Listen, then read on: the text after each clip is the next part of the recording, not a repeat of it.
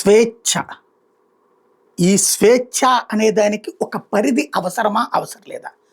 పరిధి ఏం అక్కర్లేదు, నా ఇష్టం వచ్చినట్టు నేను బతకడమే స్వేచ్ఛ అనుకునేటటువంటి వాళ్ళు అవసరమైనటువంటి సందర్భంలో ఎదుటి వాళ్ళకి ఆ స్వేచ్ఛ ఉండకూడదని కోరుకుంటారు. స్వేచ్ఛకి హద్దు లేకపోతే విచ్చలవిడితనం అవుతుంది. విచ్చలవిడితనంతో కూడింది స్వేచ్ఛ అనరు దాన్ని. అతిశయంతో కూడినటువంటి దుర్మార్గమైనటువంటి చేష్ట అంటారు.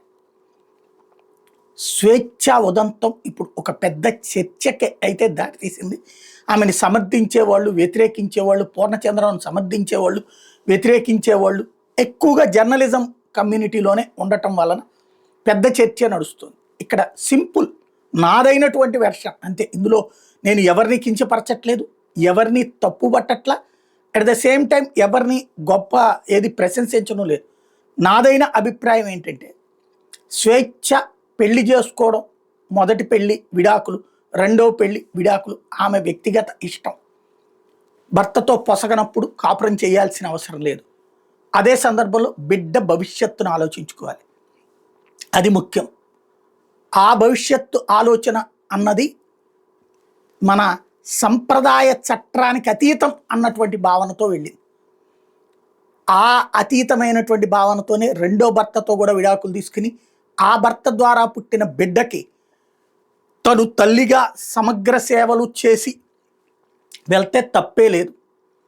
ఆ టైంలో సహజీవనం చేస్తామంటే ఆమె ఇష్టం, ఆమె వ్యక్తిగత కోరికల కోసం సహజీవనం చేసుకుంది అన్నటువంటి. కానీ తన బిడ్డ బాధ్యతని కూడా మోస్తున్నటువంటి అవతల వ్యక్తికి ఇంకొక బిడ్డ ఉందన్న సంగతి మర్చిపోయింది. భార్య ఉందన్న సంగతి తెలిసి తను కావాలంది. అవతల వ్యక్తితో విడాకులు ఇప్పించి తీసుకోవాలంటే ఆ కుటుంబం నాశనం అవుతుందని తెలుసు కదా.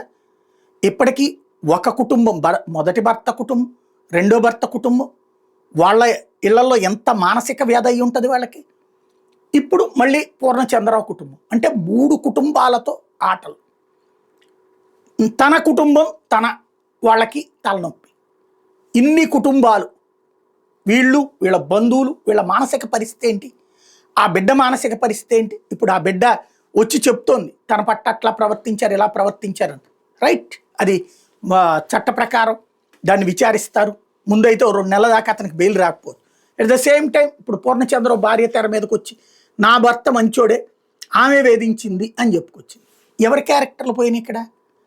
ముందు అసలు ఒకటో పెళ్ళి, రెండో పెళ్ళి, ఇక్కడ సహజీవనం అనగానే క్యారెక్టర్ అసాసినేషన్ జరిగిపోతుంది ఆటోమేటిక్గా. ఆ ఇంపాక్ట్ ఆ బిడ్డ మీద మానసిక స్థితి ఎట్లా ఉంటుంది? అలాగే అలా జరుగుతూ ఉంటే ఇదొక స్వేచ్ఛనిచ్చినటువంటి ఆ తల్లిదండ్రులు ఇప్పుడు మానసికంగా వ్యధ చెందుతున్నారు కదా. పోనీ ఆ స్వేచ్ఛతో ఆ బిడ్డ ప్రశాంతంగా సుఖంగా బతికితే పర్లేదు, కానీ ఆ బిడ్డ ప్రాణాలే కోల్పోయింది. ప్లస్ బాధ్యతలు మళ్ళీ తమ నెత్తినబడ్డాయి ఈ వయసులో. వాళ్ళకే మానసికమైనటువంటి ప్రెషరే కదా.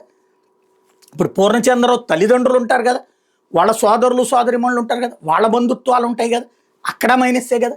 ఎన్ని కుటుంబాలలో ఈ స్వేచ్ఛ పేరుతో చిచ్చు జరిగింది. కాబట్టి నిర్ణయం తీసుకునే ముందు ఆలోచించాలి. నిర్ణయం తీసుకున్న తర్వాత తప్పు జరుగుతుంటే సరిదిద్దుకోవాలి. ఇది తప్పు లేదు, తప్పలేదు లాంటి పదాలతో ముందుకు వెళ్ళి ఆ పైన ఇట్లాంటి పరిస్థితులు వచ్చినప్పుడు జరిగే చర్చని మనం పక్కదోవ పట్టించగలం అనుకుంటే అతిపెద్ద తప్పు.